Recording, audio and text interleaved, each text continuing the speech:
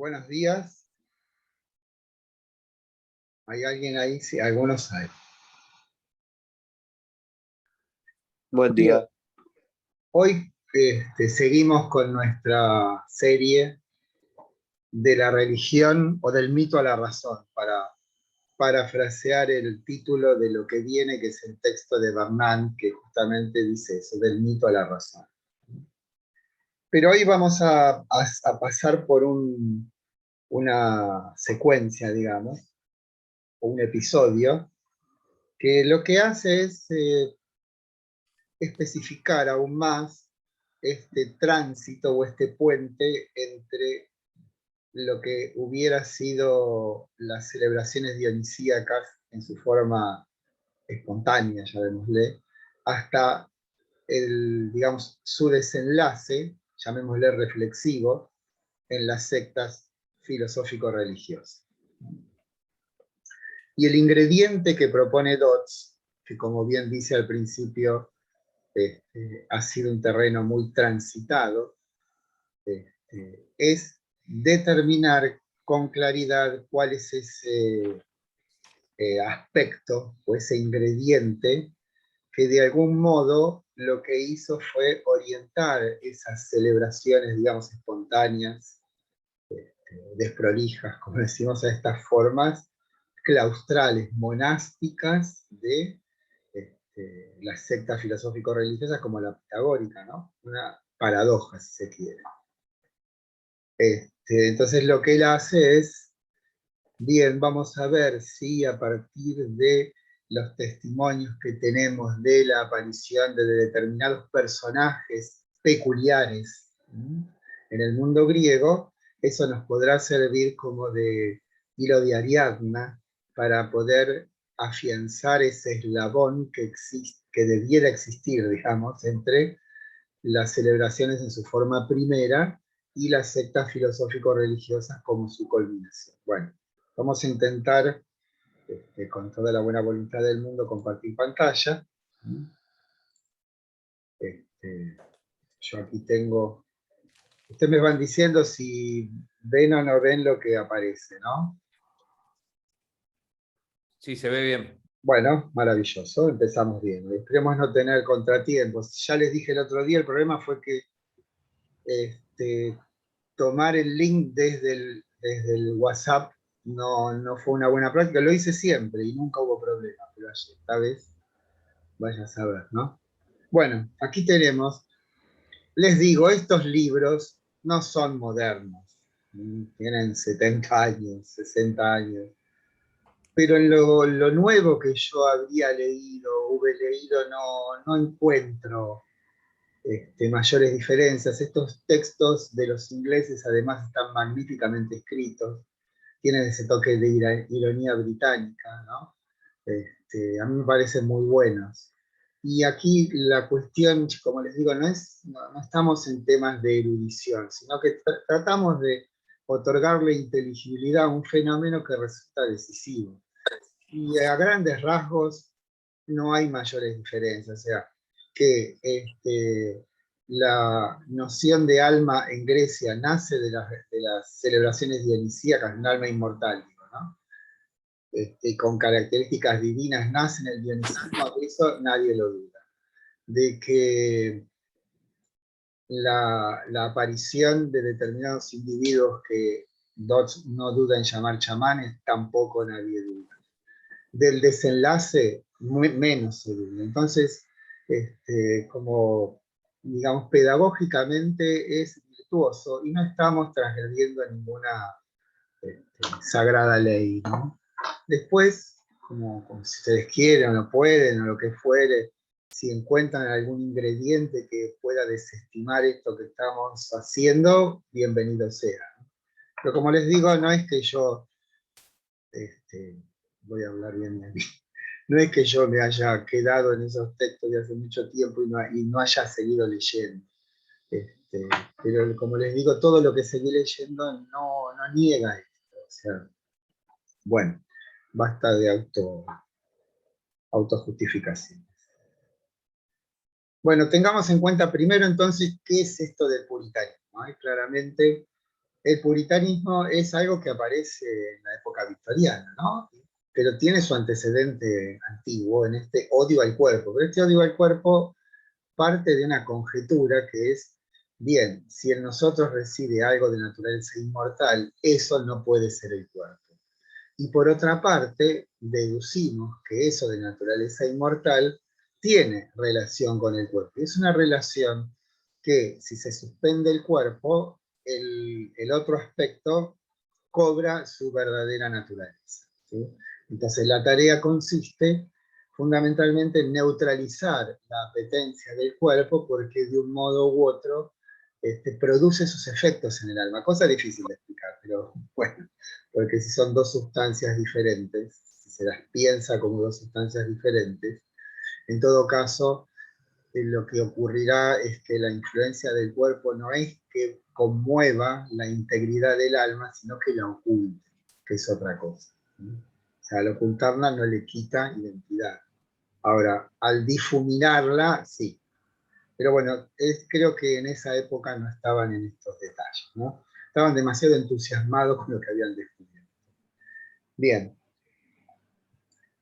La cuestión son los chamanes. Hablamos de los chamanes cuando yo nombré a mi hermano cuando vivía en un hotel, un hospedaje para ricos, aquí en la selva del Ecuador, donde compitió con Tim Robbins, una competencia de tequila y perdió.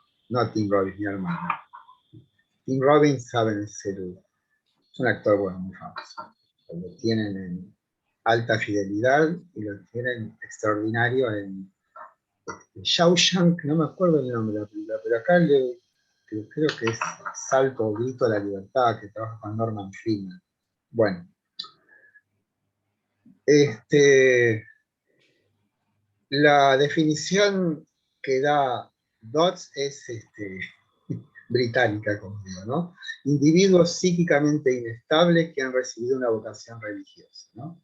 O sea, ya está diciendo que los chamanes son gente que de ninguna manera le podemos admitir una cierta conexión con algo metafísico, ¿no? Sino directamente son una gente un poco loca que les han insuflado una vocación religiosa. Es una definición que no tiene en cuenta la verosimilitud de los relatos y lo circunscribe a un fenómeno que puede ser explicado por la ciencia, ¿no? La psicología contemporánea de la autor. Por otra parte, un chamán en las comunidades donde cumple una función es un personaje que cumple, con la doble tarea de curador y mago. Bueno, eso es un chamán, hoy y ayer. Que Dodds los incorpore a la historia del alma griega tiene antecedentes en casi todos los helenistas que han indagado en tal historia. En el contexto, el puritanismo refiere a una concepción que primero afirma la neta separación entre el cuerpo y el alma y acentúa tal distinción con que la convicción puritana experimenta un odio al cuerpo y que se expresa en la frase platónica el cuerpo es la cárcel del alma. Foucault, muchos años después, dirá el alma es la cárcel del cuerpo. Más bien freudiano, ¿no? La inclusión de este capítulo en nuestro programa de estudio está fundada en que nuestro autor establece para nosotros una continuidad, un puente entre la celebración dionisíaca y las formas ciertamente institucionalizadas de comunidades que trabajan sobre sí mismo con un fin salvífico. Se la llama por esa razón secta soteriológica, ¿no? ¿Qué estaba pensando? El tema esto del trabajo sobre sí, después vamos a hablar en algún momento, porque uno de los descubrimientos decisivos de Foucault en el mare magnum, digamos, de la antigüedad, fue haber entresacado algo que todo el mundo veía pero que no explicitaba, que son las prácticas del cuidado de sí.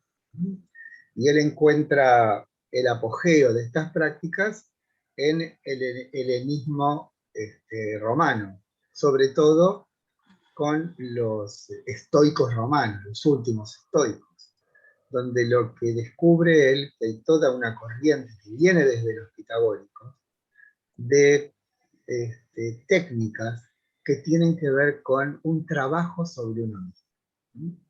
El souci de soi, como él lo llama, el cuidado de sí. Y como les digo, digamos, paso de esta serie del cuidado de sí está en los pitagóricos, ¿sí?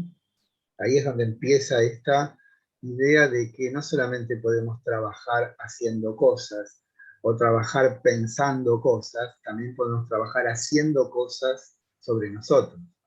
Fíjense si no, los libros de autoayuda, que son los que más se leen ahora, no es más que una continuidad perversa de esto que, digo perversa porque dan soluciones para todo y de ninguna manera, como digamos, explican los fundamentos, ¿no?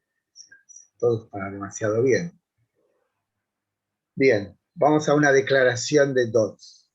Todo lo que puedo hacer aquí es considerar brevemente algunos aspectos de ella, el esquema acerca del alma, que afectaron de modo crucial a la interpretación griega de los factores no racionales de la experiencia humana. Agregaremos bien, por tanto, un andar despacio y mirar con cuidado donde ponemos los pies entre los despojos. Por esta frase, cerca de esta frase, es donde habla de nuestro querido Psique de Rhodes, ¿no? Entre los que han transitado y han dejado una huella, ahí está obviamente Erwin Rhodes. Les hago un comentario, este texto a mí no me da demasiado como para hacer hipertextos, ¿no? O sea, porque es demasiado específico. Entonces, de algún modo nos tenemos que mantener dentro de lo que está escrito acá, ¿no? Bien. En otros términos, resulta enigmático cómo de celebraciones de carácter orgiástico que tienen a la pérdida de sí y son de carácter colectivo se resuelven en instituciones en las que los pertenecientes a la comunidad se entregan a ejercicios disciplinarios. Ascesis, ¿no? En griego quiere decir ejercitación, pero dirán que para nosotros tiene un sentido más específico, no es cualquier ejercitación, no es ir a practicar handball, es otro tipo de ejercitación, que tienden a establecer en cuanto menos la soberanía del alma por sobre las apetencias del cuerpo, y es de carácter claramente apolíneo, siendo una instancia debilitante del alma, ¿sí? En tanto, las inclinaciones corporales tienen su efecto en el alma, fundamentalmente la disipación de su fuerza originaria, lo que devendrían encarnaciones declinantes. Bueno, esta frase lo que quiere decir es que, y esto siguiendo la tradición hindú, nuestro comportamiento en esta vida produce efectos en la próxima. Y entonces la calidad, la excelencia de nuestra actitud en esta vida hace que en la próxima seamos mejores, peores o iguales. Bueno, sin involucrarnos en las disputas eruditas sobre las diferentes concepciones que releva Dodds acerca de las convicciones griegas acerca de la naturaleza del alma, vamos a enumerar las que describe y así arribar a las que nos interesa de este capítulo. Bueno, hace una suerte de historia de cuál era la concepción que tenían aquellos griegos acerca de esto que llamaban psique, o psique, ¿no? De ahí en realidad dice en un momento muy gracioso, el estado de la lengua era confuso como en todas las épocas, o sea que no hay en el habla común o en las creencias populares o normales una fijeza, una estrictez en el sentido de los términos, había cierta variabilidad, podemos llamarlo así. Bien, Píndaro, saben, es un gran poeta del siglo V, famoso por sus epinicias, o sea, nicias quiere decir, viene de Nike, que es la victoria, como las zapatillas, Nike. Epinicias son como los cantos a los ganadores en las Olimpiadas, ¿sí? Una imagen de la vida que procede de los dioses. Duerme mientras los miembros están en actividad, pero cuando duerme el hombre muestra a menudo en sueños una decisión de dicha o adversidad venideras. Un cierto poder entonces que cobra vida fuera de la vigilia y observa un cierto poder sobrenatural como la adivinación. Un yo oculto. También tienen una. Esta es la de Aristóteles, que dice que en algunos momentos en el sueño o en la cercanía de la muerte hay una suerte de yo oculto que aparece en esos momentos, ¿no? Para los poetas homéricos, la posibilidad de la pervivencia, ¿saben qué es? Bueno, acá dice otra cosa, pero es ser cantado, o sea, que mis hazañas, o sea, yo vuelva de algún modo a la vida a través de los cantos que celebran o recuerdan mis hazañas. Acá habla de otra cosa, que es, a ver, una de las cuestiones nuevas de los indoeuropeos es la separación entre el cadáver y el espíritu, porque queman el cadáver. Pero después, como cuentan acá, en Atenas, Solón es el que prohíbe esta costumbre de alimentar a los cadáveres, ¿no? Habla ahí Dodds de, con la misma, digamos, disposición con que una niña amamanta a una muñeca, ¿no? Dice, no son consubstanciales, ¿no? El cuerpo y el espíritu. De todos modos, no dejó de ser algo pasajero. En época de Solón, se prohibió la inveterada costumbre de seguir alimentando cadáveres a través de una carta. Otra, identificar la psique. Recuerden el término psique, que quiere decir esto de, o tiene que ver con la expiración, que es casi una onomatopeya esa palabra, ¿sí? Identificar la psique con la personalidad del hombre vivo, no es antagonista el alma con el hombre, y se identifica con el timos homérico, o sea, el antecedente de la psique en esta concepción vaga de cuál sería aquel aspecto central de lo humano, Homero, o la época homérica, lo hace residir en el diafragma, y eso era la fuente de ese ímpetu, de ese hálito vital que ellos llaman el thymos, ¿no? Principio de vida o pensamiento, afectos y pasiones. La psique es el correlato mental del soma, o sea, no hay una distancia, sino que la psique expresa al soma. La psijai y el Hades, o sea, las almas, tal como lo hemos señalado, que digamos, está como en italiano, que muchos plurales son con. La psijai y el Hades, tal como lo hemos señalado, implican otra vez una cierta consustancialidad entre soma y psique. O sea, las almas que vagan sin fuerza ni sentido en el Hades son algo indisoluble con lo que hemos sido en esta vida. Bien. En el siglo V sigue en cierta continuidad con las concepciones más antiguas, considerándose el alma como un aspecto íntimo del hombre, más cercano a lo emocional que a lo racional. Se habla de ella como seres del valor, de la pasión, de la compasión, de la ansiedad, del apetito animal. Hay también una cita que hace Dodd, que yo no puse, porque traté de ser más escueto en todo esto, que dice, bueno, ahora que ya soy grande, voy a dedicar mi tiempo a mi psique, como diciendo, voy a dedicar mi tiempo a mí mismo, ¿no? Como que ese psique es una palabra, no, una noción que abarca a la persona toda, ¿no? Entonces ahora voy a trabajar sobre mí. Rara vez antes de Platón se la menciona como sede de la razón. Su esfera es equivalente, como señalamos, al timos homérico. Se puede señalar, como para matizar este mosaico de concepciones, que para algunos es portadora de ciertos poderes, como la de una intuición no racional. Sea verdad o no que en boca de un ateniense ordinario del siglo V, la palabra psique tenía o podía tener un ligero sabor a cosa extraña o sobrenatural. Lo que no tenía era sabor alguno a puritanismo ni el más ligero rastro de rango metafísico. Bueno, ahí está claramente lo que va a ocurrir, que justamente esta concepción del alma va a adquirir un rango metafísico. Entiendan por metafísico lo que literalmente, etimológicamente significa. Más allá, fuera del ámbito de lo físico. Cuando hablamos de físico, hablamos de physis. Y physis, ya saben, es el nombre que los griegos dan a la naturaleza.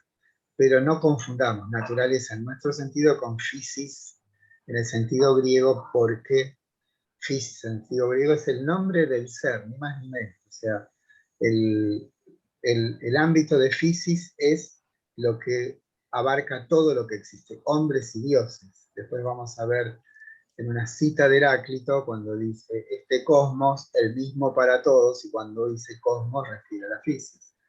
El mismo para todos, hombres y dioses. No fue creado por ningún dios ni ningún hombre, sino que fue, es y será fuego eternamente viviente que se enciende y se apaga según medida, ¿no?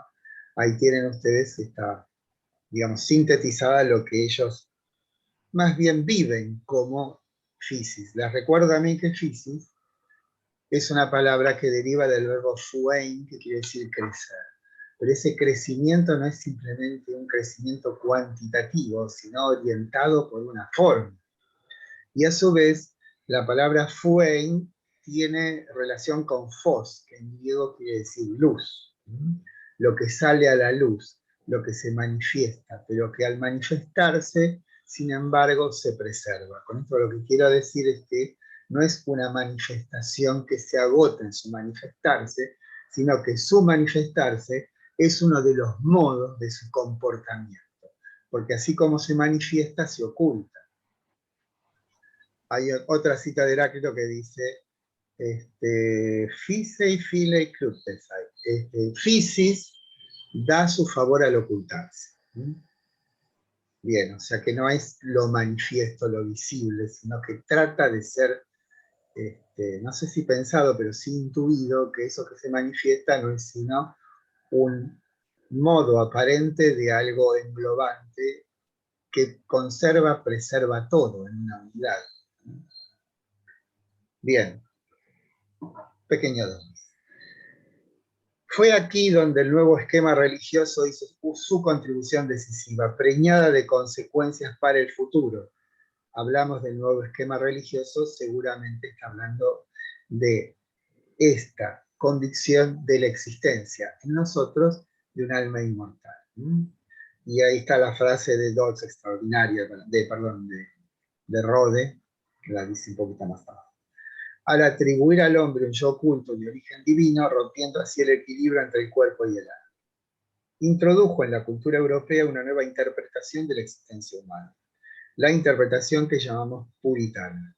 ¿De dónde vino esta concepción? Desde que Rode la llamó una gota de sangre extraña, bueno, ajena en las venas de los griegos, los eruditos no han dejado de otear el horizonte buscando la fuente de esta gota lejana.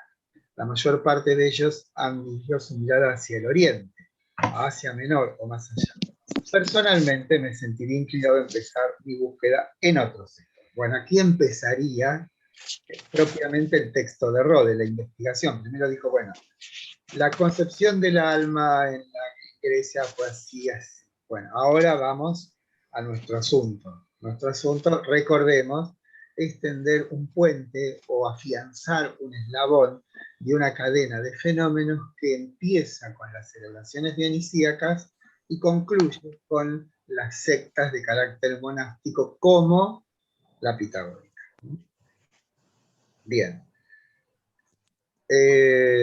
Consiste en establecer con toda la precisión que la escasez de fuentes lo permita, en qué sentido la cultura chamanística es el eslabón perdido entre las frenéticas celebraciones dionisíacas y la circunspecta y ensimismada práctica pitagórica, tomando a esta última como emblemática de esta nueva concepción que ocupó un lugar en Grecia a fines del siglo VI y comienzos del V.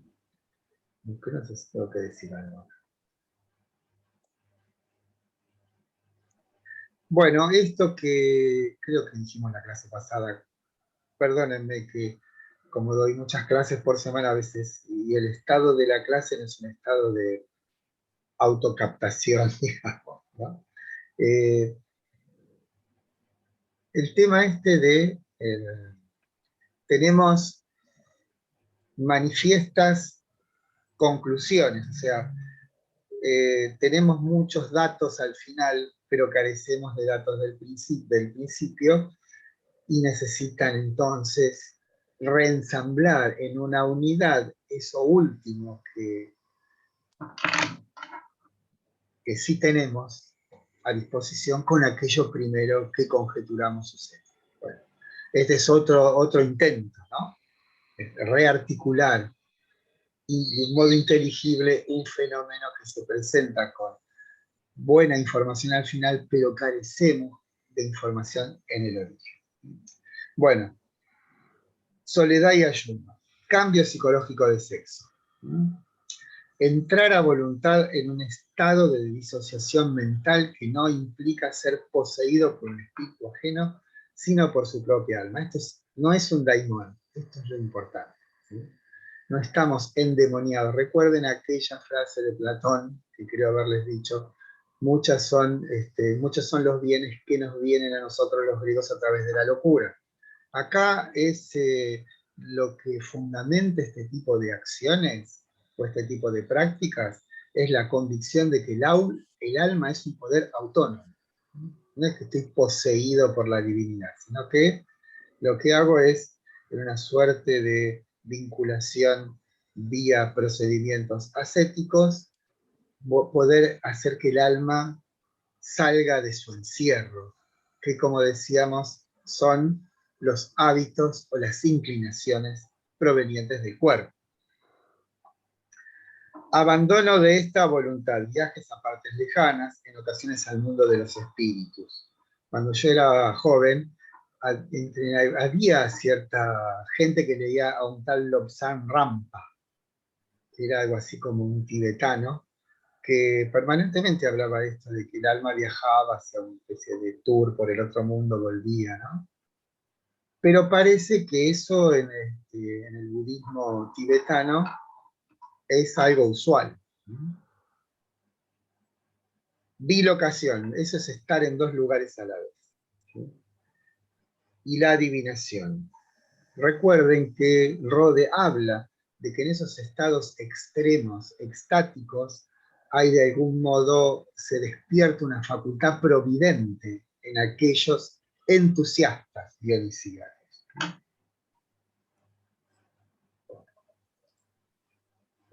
Y acá tiene la poesía religiosa y la medicina mágica que le hacen socialmente importantes, se convierte en depositario de una sabiduría supranormal. Es como si en esos individuos se condensase no es una buena palabra, se reuniese poderes que la naturaleza tiene, aunque las observamos como no dispersas para nosotros, no para ellas, como la posibilidad de la creación y la posibilidad de la cura. Como si en ellos se concentrase esos poderes que, como digo, nosotros percibimos de un modo fragmentario, pero que en ellos se condensan y de algún modo resultan ser digamos, una expresión adecuada de esos poderes de la naturaleza, ¿no? Videntes o curanderos, se señala que estas apariciones estarían asociadas al monte.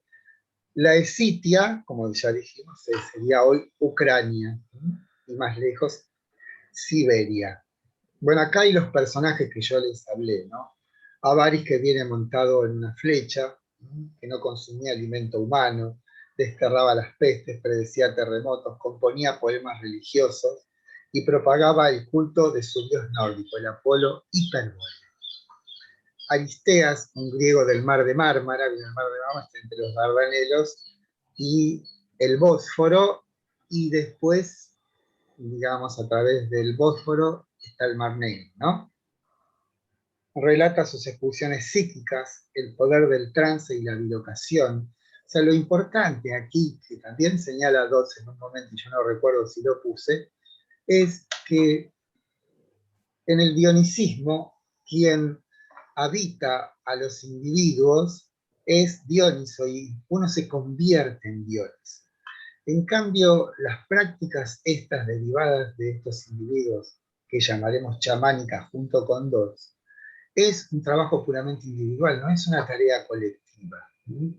Y esa tarea individual no es, digamos, el poder de admisión, o sea, no es que las prácticas lo que harían es posibilitar el acceso a nosotros poderes o de fuerzas divinas, digámosle, ¿no? Es lo contrario del entusiasmo, sino que, como decíamos recién, es una tarea de despejamiento y de despojamiento para que el alma adquiera su verdadero talante, su verdadero carácter, ¿no?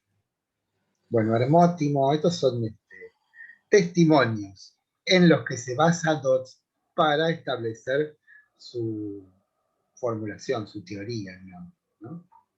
57 años dormido, su proveniencia cretense le daba un cierto aire esotérico por haber nacido a la sombra del Palacio de Minos.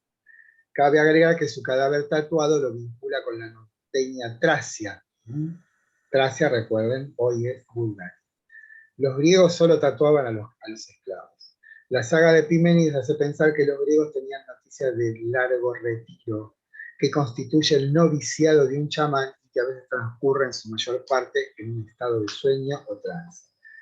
Esto del largo retiro lo tiene que asociar con lo que Mircea Eliade llamaba la mántica incubatoria. O sea, para poder acceder a esos estados es necesario un muy determinado y estricto entrenamiento, y que consiste ese entrenamiento en un despojamiento de lo habitual.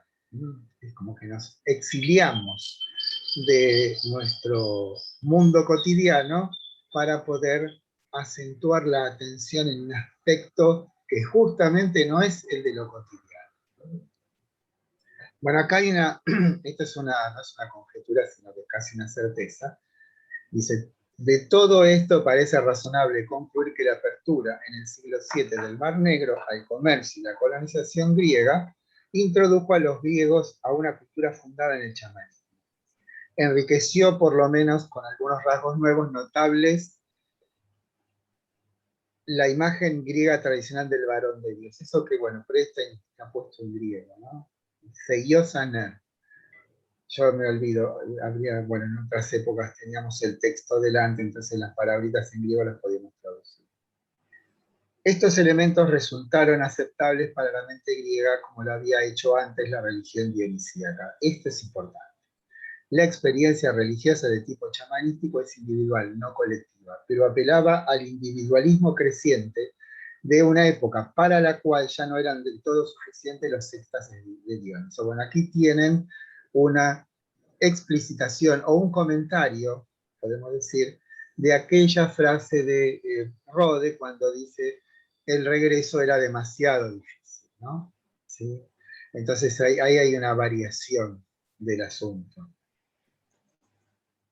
Y recuerden que esta época de creciente individualismo es la que nos referimos la clase pasada con el tema de el fin de la culpa vicaria, ¿se acuerdan?